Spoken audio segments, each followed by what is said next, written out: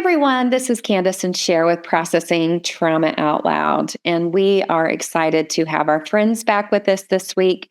If you listened to last episode on what is differentiation, you know that we have Patria, Robrina, and Janet with us to just further the discussion. And the topic that we are looking at this week is the topic of trauma bonds, betrayal bonds, and healthy bonds. We're just going to kind of include all that. But Janet, you really work in a lot of this field with the betrayal bonds. And we had a little bit of a pre-discussion over what is the difference, is there a difference, and why do we have so many names for these type of bonds? Yeah, so you want me to jump in with that? I would love for you to. Okay, thanks. So when I talk about betrayal trauma, and through the training that I had as a certified trauma, I don't even remember what my thing is anymore, but it's through ABSATS, the Association for Partners of Sex Addicts and Trauma Specialists. Talking about betrayal trauma, it's what I work with a lot is very specifically in a marriage. And so it could show up in any different ways. Most commonly, what I'm seeing is it's a wife whose husband has a sex addiction. So he's addicted to porn or affairs, those types of things. And so the betrayal trauma that I'm talking about is just the trauma that she's experienced in that relationship, in that very intimate, probably the most intimate relationship that we would have would be the marriage relationship, that there's been trauma there in that relationship.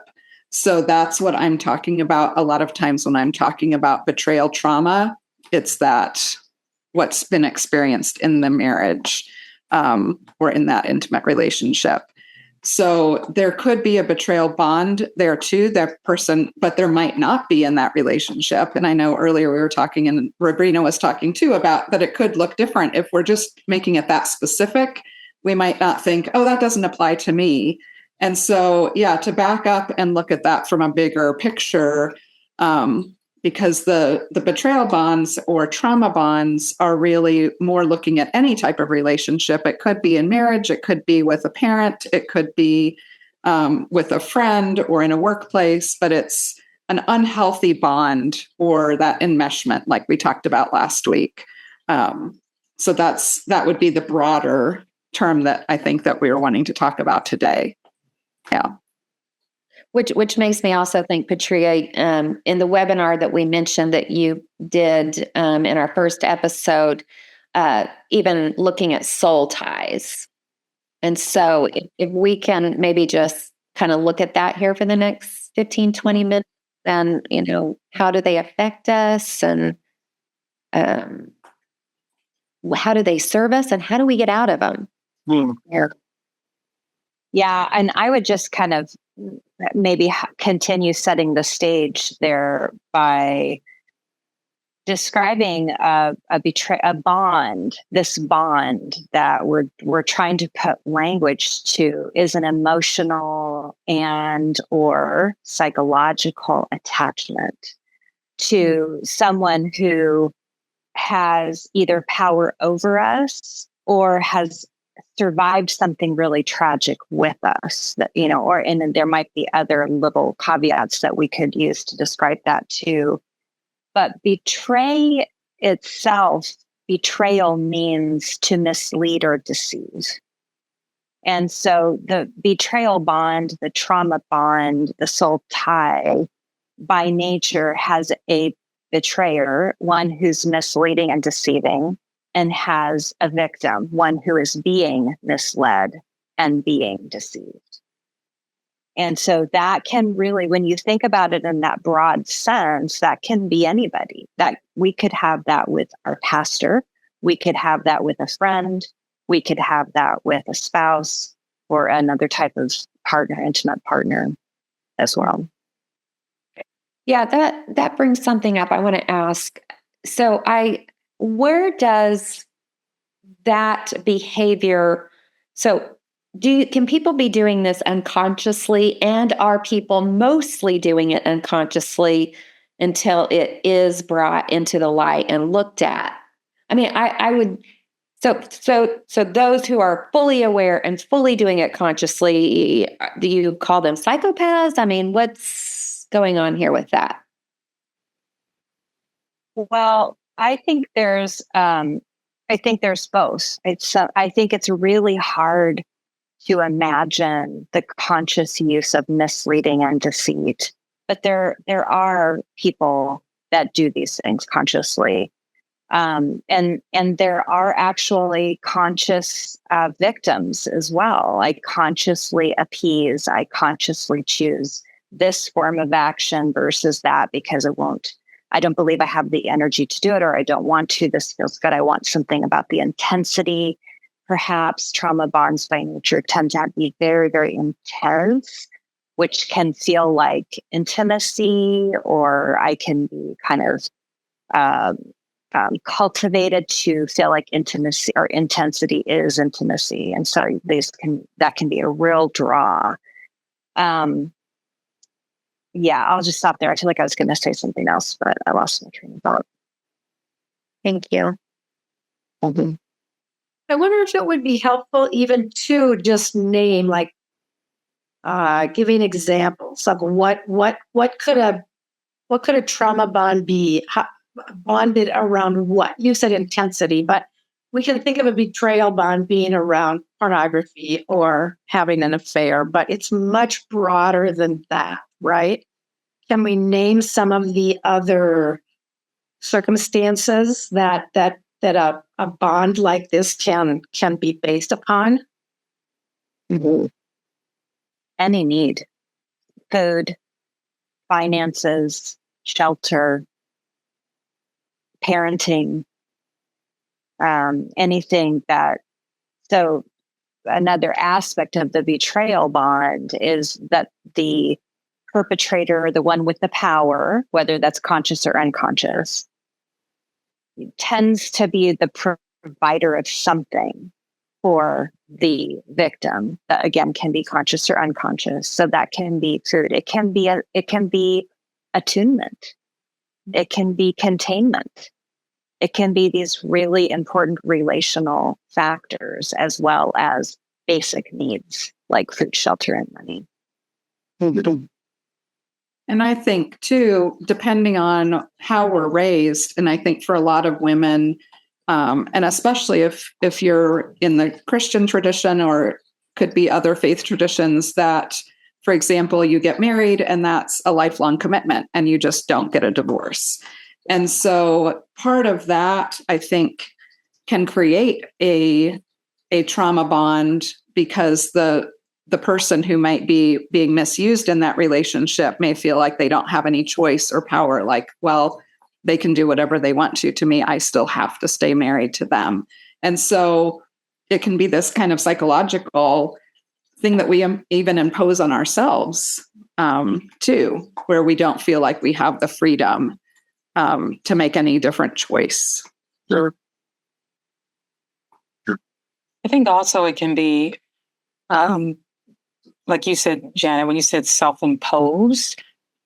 So if you come from divorced parents and you don't want to be divorced, you don't want your children to have to go through the divorce because of what you felt, then you're going to, quote, try to make it work, even if that means self-abandoning and accepting the betrayal. And sometimes it's not knowing it's betrayal, not recognizing the person who's deceiving me, even if it's these little lies. Now I'm a person, if I hear a little lie, I'm wondering, what else are you lying about? But if you hear a little lie and you're like, well, it's just small, so I'm just going to ignore it. It's not that big. Those little lies that add up, or sometimes they're little lies that you're not even aware there's something bigger behind the small lie. And so you're willing to just ignore it and work through it or whatever. And that is Patria mentions sometimes there's a conscious, unconscious victim. And that's the part where you're conscious. Even though you really don't like it, you still accept it. You're appeasing because you want this relationship to work. Sure. Yeah. I'm going to get a little personal here just for a second. I remember in my early 20s, between my mom and my dad, my mom has been married 6 times and my dad was married 4 times. So 10 different marriages. And so in my early 20s, I made a vow. My vow was, I'll never be like my mom. Well, that 20-year-old, in her mind, not being like her mom meant I will never divorce. And we don't need to go into real care here. I've had so much care around this, but it feels like, Robrina, that's what you're talking about. Like, in my mind, I had no options in the very beginning, and even made a vow around it, which really kind of sent me into some hiding with some other coping behaviors. Mm-hmm. Just decades of shame and hurt. Mm-hmm. And, thankfully, I've gotten a clearer picture of the story, and I've been able to take ownership of how I've played into that. But I mean, this is real stuff that I think many, many women are in the waters of. And I'm just thankful we're having this conversation. Yeah, thank you for sharing that. Mm-hmm. Yeah. And I was thinking as you were talking, both of you, Robrina and Kandace, about a nuance and aspect of it that is sometimes just understood that we need to dismantle, is the idea that if there's a problem, it's 50-50. Like, you own 50% of the problem. You are then responsible for 50% of the problem. But a good, healthy helper, whether that's therapist or coach or mentor or even pastor or friend, will start assessing power dynamics. Who has the power in the relationship, and how is it being used against this person? And without that understanding, it's like you can, if there's not physical abuse, the whole thing can just look like run-of-the-mill annoyance to helpers. Yes. Mm-hmm. And to us, to the person in it. To ourselves. It looks like a run-of-the-mill, like, okay, well, everybody has problems. This is just something we need to work out. But what is the underlying, what is the root? It's like, get to the root. And once you get to the root, you can start playing with where everything is coming from and the power dynamics and the understanding behind it. Mm-hmm. Mm-hmm. I've heard it said, yeah. No, you go. I was just going to say, I've heard it said that power is by nature corrupting. And I don't know that I really would say that. I think we all have power and we all need to be able to use it in kind, healthy, generous ways. But it is important to be able to assess power and what's happening with that power, because it is easy, just like with money, it can be the root of corruption in a way. It's a thing that you can use to hurt someone else. I think it's such an important topic, and I'm not sure it's talked about enough. And as I hear you just bringing a little bit more clarity to what is a trauma bond, I'm struck by the reality that in the last episode, as we talked about what are trademarks of an unhealthy relationship, like in a trauma bond, there's so many unhealthy dynamics that have to be ongoing for the relationship to survive, right? I mean, maybe for the people in the relationship to survive. And how what we long for is love and intimacy and openness and vulnerability and connection. I mean, these are the things that our heart is made for. But when our relationship is wrapped around a trauma bond and the power differential, it really forces us into just that ongoing struggle of hiding, pretending, and performing.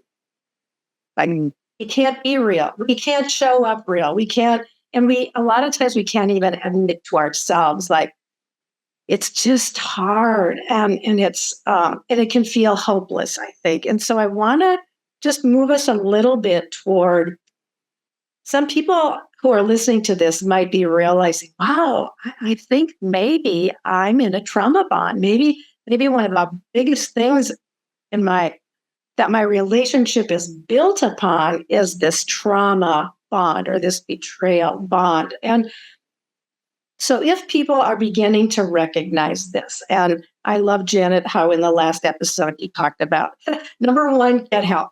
We can't navigate these waters alone. We cannot. So get help. That's number one. But what are some other resources? What are some first steps that people can actually begin to implement that can begin to help them move towards getting healthier?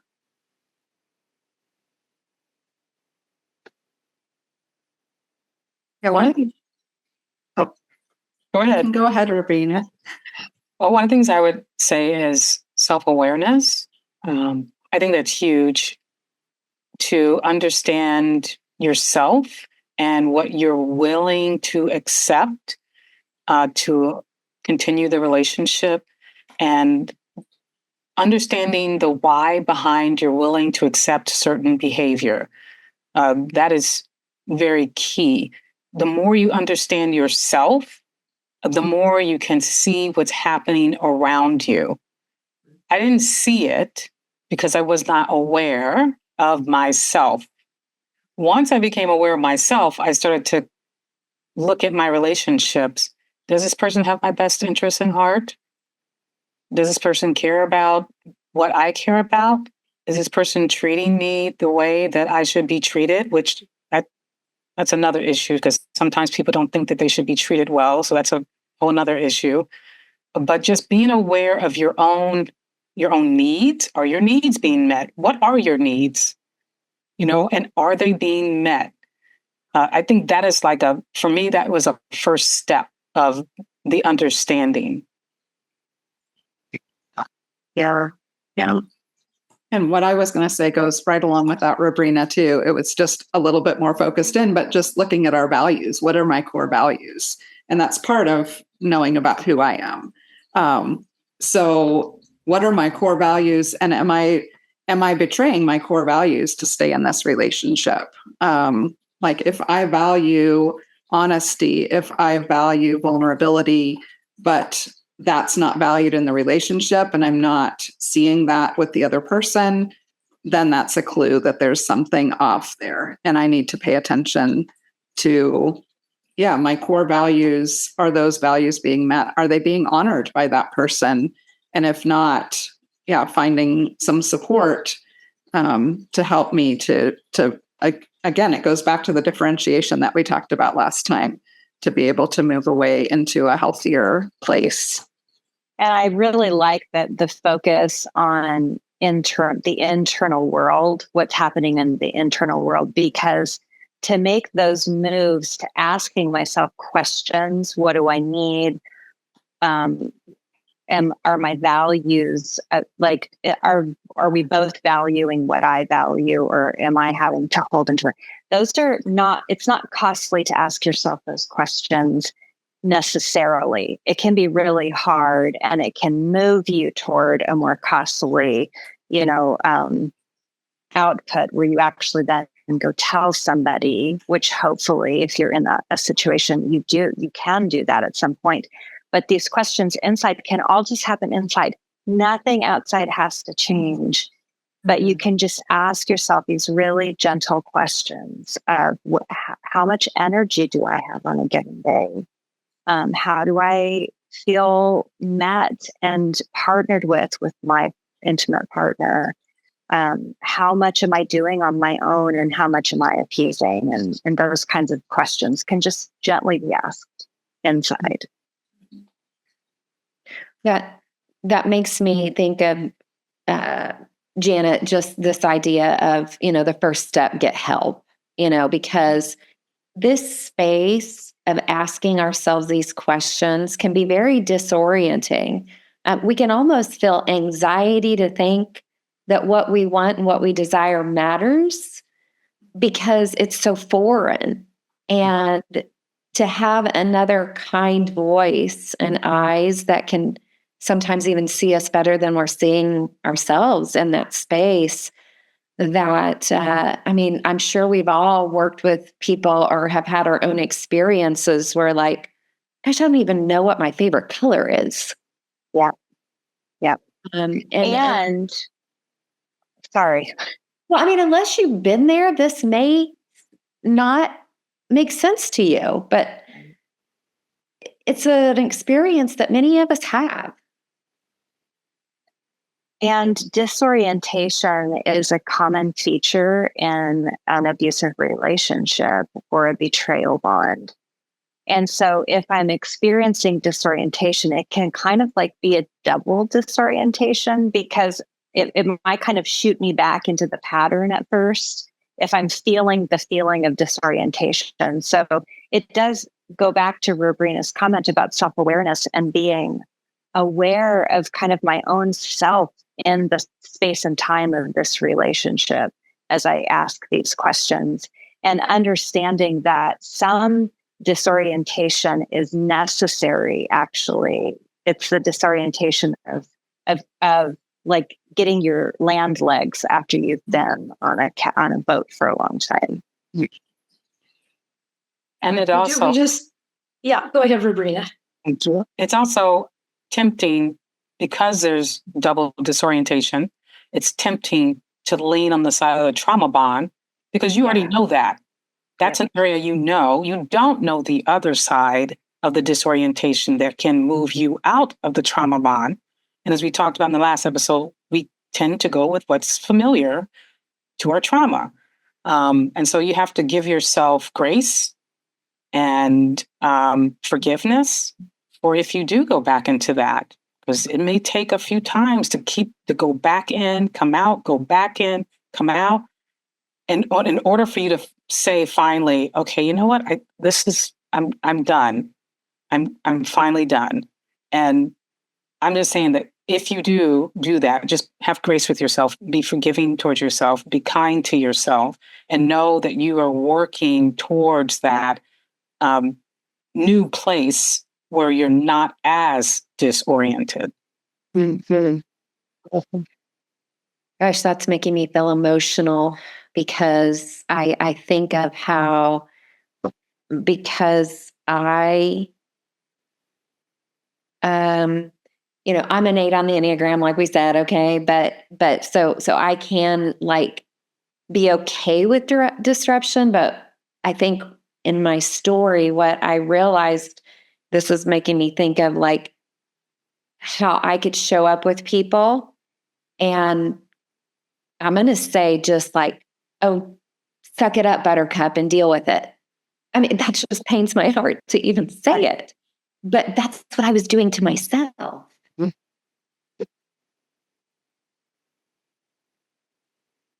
don't know, makes me feel like I just want to apologize to anybody that I've, showed up with that way, because it makes sense, right? That if we're doing that to ourselves, then we're going to project that onto other people. But even if we don't, even if our self-contempt and self-derision is somehow contained within only ourselves, it's worthy of engaging, even if that's it. Yeah, I was thinking that too, Patria, that we cannot name what we don't have names for. We cannot identify what we've never identified. We can't even self-awareness. I don't know, how self-aware can I be without someone else's eyes helping me see, because we only know what's always been familiar. Mm-hmm. And so I think we cannot stress, and of course we are all helpers, we are all healers. We cannot stress enough. And we all have been people who needed. I didn't know how to name what I needed until I had somebody pushing me. Like my coach literally had to keep pushing me. What do you need? I literally had to say, I don't know, like what would a need be, right?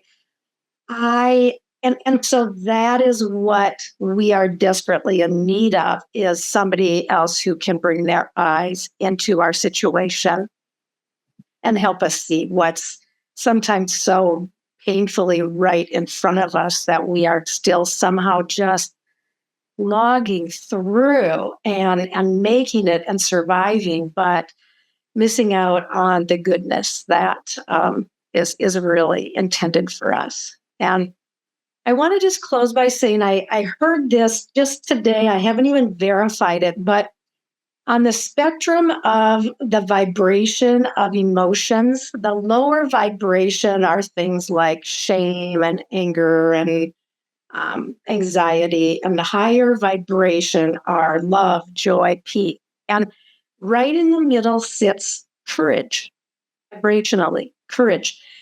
And we must learn courage in order to get to the higher vibration things that we want. We will stay in the lower until we discover how to move. And so that's what we're talking about here. Sometimes just reaching out for help takes tremendous courage, and it's important. And thank you all so much for this conversation, which again, it's so loaded, and can't wait to come back next week. And Kandace and I commented after our last week's episode that we didn't say we love each other. And what I want to say as we close today is that these three new women on our podcast today just feel a lot of love for each of you. And so grateful that you're here with us today, Kandace. Good. Love you all.